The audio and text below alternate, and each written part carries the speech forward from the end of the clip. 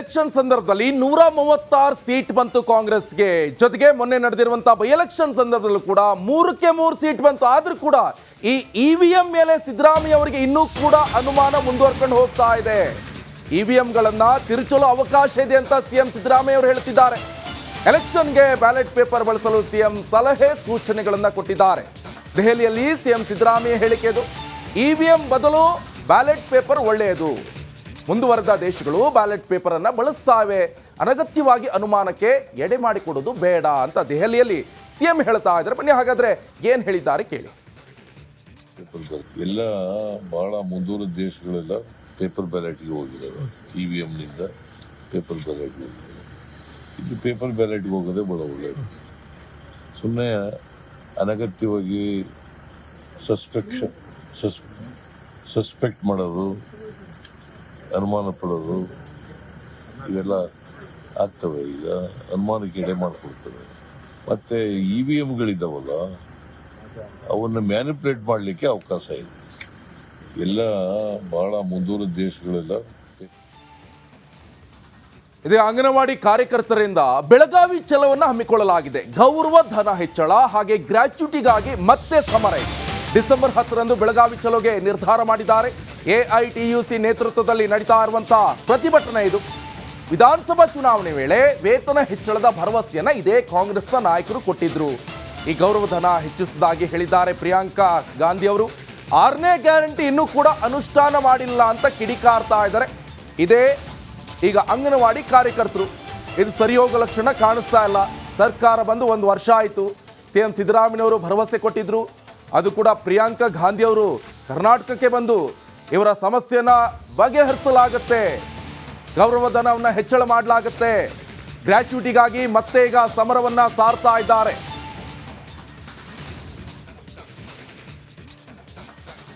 ಅದು ಯಾವ ಸರ್ಕಾರ ಬೇಕಾದ್ರೆ ಬರಲಿ ಅಥವಾ ಅದು ಯಾವ ದೊಡ್ಡ ರಾಜಕಾರಣಿಗಳು ಬೇಕಾದ್ರೂ ಬರಲಿ, ಆದರೆ ಈ ಸಕ್ಕರೆ ಕಾರ್ಖಾನೆ ವಿಚಾರದಲ್ಲಿ ಮೊದಲಿಂದನೂ ಕೂಡ ರೈತರಿಗೆ ಅನ್ಯಾಯ ಆಗ್ತಾ ಇದೆ. ಈಗ ಮತ್ತೊಂದು ಅದೇ ಸಂಕಟ ಈಗ ರೈತರಿಗೆ ಆಗ್ತಾ ಇದೆ. ಸಕ್ಕರೆ ಕಾರ್ಖಾನೆ ಬಂದ್, ರೈತರ ಬದುಕು ಬೀದಿಗೆ, ನಾಯಕರ ಕಿತ್ತಾಟಕ್ಕೆ ಈಗ ಸಕ್ಕರೆ ಕಾರ್ಖಾನೆ ಬಂದ್ ಆಗಿದೆ. ಇದರಿಂದ ಸರಿಸುಮಾರು 25,000ಕ್ಕೂ ಅಧಿಕ ರೈತರ ಕುಟುಂಬ ಈಗ ಕಂಗಾಲಾಗಿ ಹೋಗಿದೆ. ರಾಜಕಾರಣಿಗಳ ಕಿತ್ತಾಟದಿಂದ ಸಾಲದ ಸುಳಿಯಲ್ಲಿ ಕಾರ್ಖಾನೆ ಇದೆ. ಬೀದರ್ ಸಹಕಾರ ಸಕ್ಕರೆ ಕಾರ್ಖಾನೆ ಪುನರಾರಂಭಕ್ಕೆ ಈಗ ಒತ್ತಾಯ ಕೂಡ ಕೇಳಿ ಬರ್ತಾ ಇದೆ.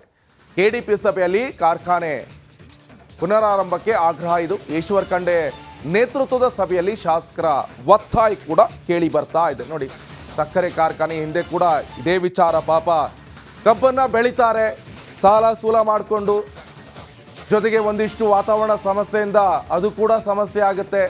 ನೀರಿರೋದಿಲ್ಲ, ಕೆಲವು ಕಡೆ ನೀರು ಜಾಸ್ತಿಯಾಗಿ ಅದು ಕೂಡ ಸಮಸ್ಯೆ. ಆದರೆ ಈಗ ಈ ಕಾರ್ಖಾನೆ ರಾಜಕಾರಣಿಗಳ ಕಿತ್ತಾಟದಿಂದ ಈಗ ಮತ್ತೆ ಬಂದಾಗಿ 25,000 ರೈತರ ಬದುಕು ಬೀದಿ ಪಾಲಾಗಿದೆ. ಕಾರ್ಖಾನೆ ಜಮೀನು ಹಿಡ್ಕೊಂಡು ಇವತ್ತು 150ರಿಂದ 200 ಕೋಟಿ ರೂಪಾಯಿ ವ್ಯಾಲ್ಯೂ ಆಗಿರ್ಬೋದು. ಆದ್ರೆ ನಿಮ್ ಸಾಲ 300-400 ಕೋಟಿ ಇದ್ರೆ ತಗೊಳ್ತಾನೆ. ನಿಮ್ಗೆ 30 ವರ್ಷ 40 ವರ್ಷ ಲೀಸ್ ಮಾಡ್ಬೇಕಾಗುತ್ತೆ. ಅದು ಒಂದೇ ಪರಿಹಾರ ಇದೆ, ಒನ್ ಟೈಮ್ ಸೆಟಲ್ಮೆಂಟ್ ಮಾಡಿ ಮಾಡುವಂತದಕ್ಕೆ. ಮತ್ತೆ ಇನ್ನೂ ಸ್ವಲ್ಪ ಸರ್ಕಾರ ಮೇಲೆ ಭಾರ ಆದ್ರೂ ಪರವಾಗಿಲ್ಲ, ಮಾನ್ಯ ಮುಖ್ಯಮಂತ್ರಿಯವರಿಗೆ ಒತ್ತಾಯ ಮಾಡಿ ಪ್ರತಿನಿತ್ಯ ಮಾಡಿ ಎಲ್ಲರೂ ಕೂಡಿ ಪ್ರಚಾರಿತವಾಗಿ ಹೋಗಿ ಬೆಂಗಳೂರಲ್ಲಿ ಸಭೆ ಕರಿತೀನಿ. 1 ವಾರ ಒಳಗಾಗಿ ಶ್ರಾವಣ ಪಾಟೀಲ್ ಹೇಳ್ತೀನಿ, ಸರ್ಕಾರಿ ಸಚಿವರ ನೇತೃತ್ವದಲ್ಲಿ ಸಭೆ ಮಾಡೋಣ. ಎಲ್ಲರೂ ಕೂಡ ಮಾನ್ಯ ಮುಖ್ಯಮಂತ್ರಿಯವರ ಹತ್ರ ಹೋಗೋಣ. ಮುಖ್ಯಮಂತ್ರಿಯವರಿಗೆ ಮನದಟ್ಟು ಮಾಡಿಕೊಟ್ಟು ಈ ಕಾರ್ಖಾನೆಗೆ ಪುನಶ್ಚೇತನ ಮಾಡ್ಲಿಕ್ಕೆ ಎಲ್ಲರ ಬೆಂಬಲ ಇದೆ. ಪಕ್ಷಾತೀತವಾಗಿ ಎಲ್ಲರಿಗೂ ಪ್ರಯತ್ನ ಮಾಡಿ ಲೀಸ್ಔಟ್ ಒಂದೇ ನನ್ನ ಪ್ರಕಾರ ಅದೊಂದೇ ಪರಿಹಾರ ಇದೆ. ಅದು ಮಾಡ್ಲಿಕ್ಕೆ ಜಿಲ್ಲಾಧಿಕಾರಿಗಳಿಗೂ ಪ್ರಸ್ತಾವ ರೆಡಿ ಮಾಡಿ ಕಳಿಸಿ ಅಂತ ಹೇಳ್ತೇನೆ. ಅದನ್ನು ತನಿಖೆ ಮಾಡಿಸೋಣ. ಯಾರ್ಯಾರು ಇದರಲ್ಲಿ ತಪ್ಪಿತಸ್ಥರಿದ್ದಾರೆ, ಅವ್ಯವಹಾರ ಅಕ್ರಮ ಮಾಡಿದ್ದಾರೆ, ಸೋರಿಕೆ ಆಗಿದೆ, ಅದರ ಬಗ್ಗೆ ತನಿಖೆ ಮಾಡಿ ಅವ್ರ ಮೇಲೆ ಕ್ರಮ ತೆಗೆದುಕೊಳ್ಳಿ ಅಂತ ಹೇಳಿ ಅದನ್ನು ಸೈಮಲ್ಟೇನಿಯಸ್ ಅದನ್ನು ಇದು ತಮ್ಗೆಲ್ಲ ಗೊತ್ತಿದಂಗೆ ಬೀದರ್ ಜಿಲ್ಲೆ ಎಲ್ಲಕ್ಕ ಹೈವೇ ಶುಗರ್ ಫ್ಯಾಕ್ಟರಿ ಅಂದ್ರೆ BSSK. ನಮ್ಮ ತಂದೆಯವರು ಅಧ್ಯಕ್ಷರಾಗಿದ್ವಿ, ತಾವು ಅಧ್ಯಕ್ಷರಾಗಿದ್ವಿ. ಇವತ್ತು ಬಸವರಾಜ್ ಪಾಟೀಲ್ ಸಾಕಷ್ಟು ಜನ ಇದಕ್ಕೆಲ್ಲ ಒಂದು ದೊಡ್ಡದು ಮಾಡ್ತಾವೆಲ್ಲದಕ್ಕೂ ಮಾಡಿದಂತ ಒಂದು BSSK.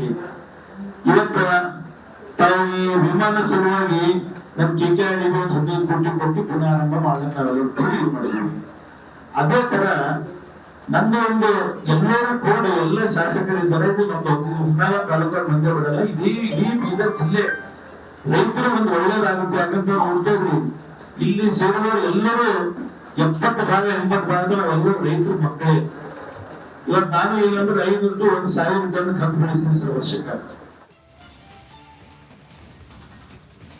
ನೋಡಿ, ವಿಧಾನಸಭೆ ಎಲೆಕ್ಷನ್ ಸಂದರ್ಭದಲ್ಲಿ 136 ಸೀಟ್ ಬಂತು ಕಾಂಗ್ರೆಸ್ಗೆ.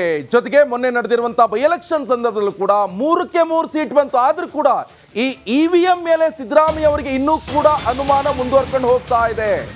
ಇವಿಎಂಗಳನ್ನ ತಿರುಚಲು ಅವಕಾಶ ಇದೆ ಅಂತ ಸಿಎಂ ಸಿದ್ದರಾಮಯ್ಯ ಅವರು ಹೇಳ್ತಿದ್ದಾರೆ.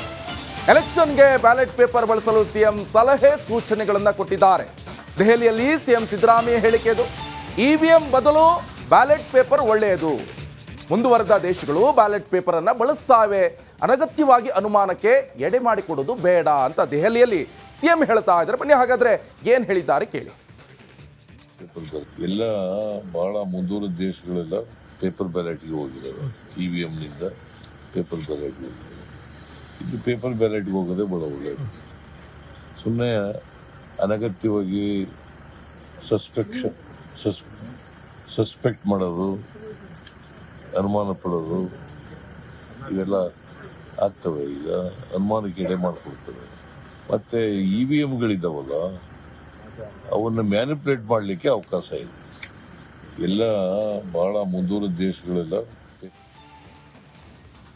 ಇದೇ ಅಂಗನವಾಡಿ ಕಾರ್ಯಕರ್ತರಿಂದ ಬೆಳಗಾವಿ ಚಲೋವನ್ನ ಹಮ್ಮಿಕೊಳ್ಳಲಾಗಿದೆ. ಗೌರವ ಧನ ಹೆಚ್ಚಳ ಹಾಗೆ ಗ್ರಾಚ್ಯುಟಿಗಾಗಿ ಮತ್ತೆ ಸಮರ ಇದೆ. ಡಿಸೆಂಬರ್ 10ರಂದು ಬೆಳಗಾವಿ ಚಲೋಗೆ ನಿರ್ಧಾರ ಮಾಡಿದ್ದಾರೆ. ಎಐಟಿಯುಸಿ ನೇತೃತ್ವದಲ್ಲಿ ನಡೀತಾ ಇರುವಂತಹ ಪ್ರತಿಭಟನೆ ಇದು. ವಿಧಾನಸಭಾ ಚುನಾವಣೆ ವೇಳೆ ವೇತನ ಹೆಚ್ಚಳದ ಭರವಸೆಯನ್ನ ಇದೇ ಕಾಂಗ್ರೆಸ್ನ ನಾಯಕರು ಕೊಟ್ಟಿದ್ರು. ಈ ಗೌರವಧನ ಹೆಚ್ಚಿಸುವುದಾಗಿ ಹೇಳಿದ್ದಾರೆ ಪ್ರಿಯಾಂಕಾ ಗಾಂಧಿ ಅವರು. 6ನೇ ಗ್ಯಾರಂಟಿ ಇನ್ನೂ ಕೂಡ ಅನುಷ್ಠಾನ ಮಾಡಿಲ್ಲ ಅಂತ ಕಿಡಿಕಾರ್ತಾ ಇದ್ದಾರೆ ಇದೇ ಈಗ ಅಂಗನವಾಡಿ ಕಾರ್ಯಕರ್ತರು. ಇದು ಸರಿ ಹೋಗೋ ಲಕ್ಷಣ ಕಾಣಿಸ್ತಾ ಇಲ್ಲ. ಸರ್ಕಾರ ಬಂದು 1 ವರ್ಷ ಆಯಿತು. ಸಿಎಂ ಸಿದ್ದರಾಮಯ್ಯವರು ಭರವಸೆ ಕೊಟ್ಟಿದ್ರು. ಅದು ಕೂಡ ಪ್ರಿಯಾಂಕಾ ಗಾಂಧಿ ಅವರು ಕರ್ನಾಟಕಕ್ಕೆ ಬಂದು ಇವರ ಸಮಸ್ಯೆನ ಬಗೆಹರಿಸಲಾಗುತ್ತೆ, ಗೌರವಧನವನ್ನು ಹೆಚ್ಚಳ ಮಾಡಲಾಗುತ್ತೆ, ಗ್ರ್ಯಾಚ್ಯುಟಿಗಾಗಿ ಮತ್ತೆ ಈಗ ಸಮರವನ್ನ ಸಾರ್ತಾ ಇದ್ದಾರೆ. ನೋಡಿ, ವಿಧಾನಸಭೆ ಎಲೆಕ್ಷನ್ ಸಂದರ್ಭದಲ್ಲಿ 136 ಸೀಟ್ ಬಂತು ಕಾಂಗ್ರೆಸ್ಗೆ. ಜೊತೆಗೆ ಮೊನ್ನೆ ನಡೆದಿರುವಂತಹ ಬೈ ಎಲೆಕ್ಷನ್ ಸಂದರ್ಭದಲ್ಲೂ ಕೂಡ 3ಕ್ಕೆ 3 ಸೀಟ್ ಬಂತು. ಆದ್ರೂ ಕೂಡ ಈ ಇವಿಎಂ ಮೇಲೆ ಸಿದ್ದರಾಮಯ್ಯ ಅವರಿಗೆ ಇನ್ನೂ ಕೂಡ ಅನುಮಾನ ಮುಂದುವರ್ಕೊಂಡು ಹೋಗ್ತಾ ಇದೆ. ಇವಿಎಂಗಳನ್ನ ತಿರುಚಲು ಅವಕಾಶ ಇದೆ ಅಂತ ಸಿಎಂ ಸಿದ್ದರಾಮಯ್ಯ ಅವರು ಹೇಳ್ತಿದ್ದಾರೆ. ಎಲೆಕ್ಷನ್ಗೆ ಬ್ಯಾಲೆಟ್ ಪೇಪರ್ ಬಳಸಲು ಸಿಎಂ ಸಲಹೆ ಸೂಚನೆಗಳನ್ನ ಕೊಟ್ಟಿದ್ದಾರೆ. ದೆಹಲಿಯಲ್ಲಿ ಸಿಎಂ ಸಿದ್ದರಾಮಯ್ಯ ಹೇಳಿಕೆ ಇದು. ಇವಿಎಂ ಬದಲು ಬ್ಯಾಲೆಟ್ ಪೇಪರ್ ಒಳ್ಳೆಯದು. ಮುಂದುವರೆದ ದೇಶಗಳು ಬ್ಯಾಲೆಟ್ ಪೇಪರ್ ಅನ್ನ ಬಳಸ್ತಾವೆ. ಅನಗತ್ಯವಾಗಿ ಅನುಮಾನಕ್ಕೆ ಎಡೆ ಮಾಡಿಕೊಡೋದು ಬೇಡ ಅಂತ ದೆಹಲಿಯಲ್ಲಿ ಸಿಎಂ ಹೇಳ್ತಾ ಇದ್ದಾರೆ. ಬನ್ನಿ ಹಾಗಾದ್ರೆ ಏನ್ ಹೇಳಿದ್ದಾರೆ ಕೇಳಿ. ಎಲ್ಲ ಬಹಳ ಮುಂದುವರೆದ ದೇಶಗಳೆಲ್ಲ ಪೇಪರ್ ಬ್ಯಾಲೆಟ್ಗೆ ಹೋಗಿದ್ದಾರೆ. ಇವಿಎಂ ನಿಂದ ಪೇಪರ್ ಬ್ಯಾಲೆಟ್ಗೆ ಹೋಗಿದ್ದಾರೆ. ಇದು ಪೇಪರ್ ಬ್ಯಾಲೆಟ್ಗೆ ಹೋಗೋದೇ ಬಹಳ ಒಳ್ಳೆಯದು. ಸುಮ್ಮನೆ ಅನಗತ್ಯವಾಗಿ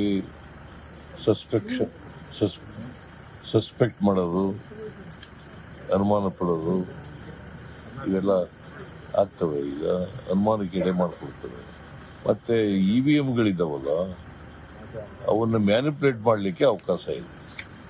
ಎಲ್ಲ ಬಹಳ ಮುಂದುವರೆದ ದೇಶಗಳೆಲ್ಲ ಇದೇ ಅಂಗನವಾಡಿ ಕಾರ್ಯಕರ್ತರಿಂದ ಬೆಳಗಾವಿ ಚಲೋವನ್ನ ಹಮ್ಮಿಕೊಳ್ಳಲಾಗಿದೆ. ಗೌರವ ಧನ ಹೆಚ್ಚಳ ಹಾಗೆ ಗ್ರ್ಯಾಚ್ಯುಟಿಗಾಗಿ ಮತ್ತೆ ಸಮರ ಇದೆ. ಡಿಸೆಂಬರ್ 10ರಂದು ಬೆಳಗಾವಿ ಚಲೋಗೆ ನಿರ್ಧಾರ ಮಾಡಿದ್ದಾರೆ. ಎಐಟಿಯುಸಿ ನೇತೃತ್ವದಲ್ಲಿ ನಡೀತಾ ಇರುವಂತಹ ಪ್ರತಿಭಟನೆ ಇದು. ವಿಧಾನಸಭಾ ಚುನಾವಣೆ ವೇಳೆ ವೇತನ ಹೆಚ್ಚಳದ ಭರವಸೆಯನ್ನ ಇದೇ ಕಾಂಗ್ರೆಸ್ನ ನಾಯಕರು ಕೊಟ್ಟಿದ್ರು. ಈ ಗೌರವಧನ ಹೆಚ್ಚಿಸುವುದಾಗಿ ಹೇಳಿದ್ದಾರೆ ಪ್ರಿಯಾಂಕಾ ಗಾಂಧಿ ಅವರು. 6ನೇ ಗ್ಯಾರಂಟಿ ಇನ್ನೂ ಕೂಡ ಅನುಷ್ಠಾನ ಮಾಡಿಲ್ಲ ಅಂತ ಕಿಡಿಕಾರ್ತಾ ಇದ್ದಾರೆ ಇದೇ ಈಗ ಅಂಗನವಾಡಿ ಕಾರ್ಯಕರ್ತರು. ಇದು ಸರಿ ಹೋಗೋ ಲಕ್ಷಣ ಕಾಣಿಸ್ತಾ ಇಲ್ಲ. ಸರ್ಕಾರ ಬಂದು 1 ವರ್ಷ ಆಯಿತು. ಸಿಎಂ ಸಿದ್ದರಾಮಯ್ಯವರು ಭರವಸೆ ಕೊಟ್ಟಿದ್ರು. ಅದು ಕೂಡ ಪ್ರಿಯಾಂಕಾ ಗಾಂಧಿ ಅವರು ಕರ್ನಾಟಕಕ್ಕೆ ಬಂದು ಇವರ ಸಮಸ್ಯೆನ ಬಗೆಹರಿಸಲಾಗುತ್ತೆ, ಗೌರವಧನವನ್ನು ಹೆಚ್ಚಳ ಮಾಡಲಾಗುತ್ತೆ, ಗ್ರ್ಯಾಚ್ಯುಟಿಗಾಗಿ ಮತ್ತೆ ಈಗ ಸಮರವನ್ನ ಸಾರ್ತಾ ಇದ್ದಾರೆ.